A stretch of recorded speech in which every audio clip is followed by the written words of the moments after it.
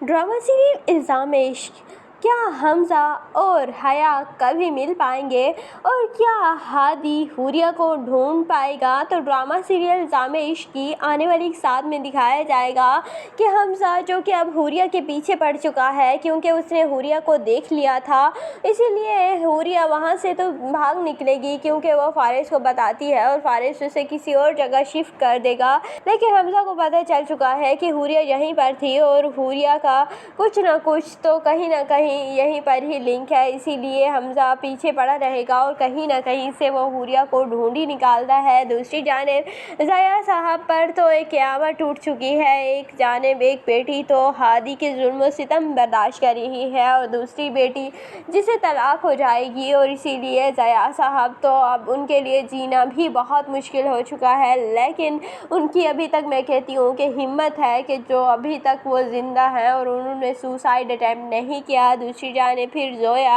हमज़ा से शादी कर लेती है घर के प्रेशर की वजह से, घर वालों के प्रेशर की वजह से, और उसकी फूफो भी हमज़ा पर प्रेशर डालेंगी कि तुम ज़ोया से शादी कर लो और अपने चाचा के खाला पता नहीं कौन है उनका सर झुकने से बचा लो और तुम ही उनकी ज़िंदगी बचा सकती हो। इसीलिए मजबूरन हमज़ा को ज़ोया से निकाह करना पड़ेगा। लेकिन उसके बाद भी हमज़ा कभी भी हया को नहीं भूल पाएगा। दूसरी जानिब हादी जो कि हया पर जुल्म कर रहा है और उस पर खामखा टॉर्चर करता रहता है, लेकिन अब हया भी काफ़ी ज़्यादा निडर हो चुकी है और वो हादी के सामने खड़ी हो जाती है और हादी से कहती है कि मुझे उस गुनाह की सज़ा क्यों दे रहे हो जो कि मैंने किया ही नहीं। और दूसरी जानिब जब हादी की बहन आएगी और हादी की बहन बताएगी कि उसे फारिस ने चीट किया है और फारिस उसे भगा कर गया था, तो हादी तो फारिस को कभी भी नहीं छोड़ेगा। लेकिन मुझे लगता है कि फारिस ये मुल्क छोड़कर ही तब तक भाग जाएगा और इसीलिए हादी कुछ नहीं कर पाएगा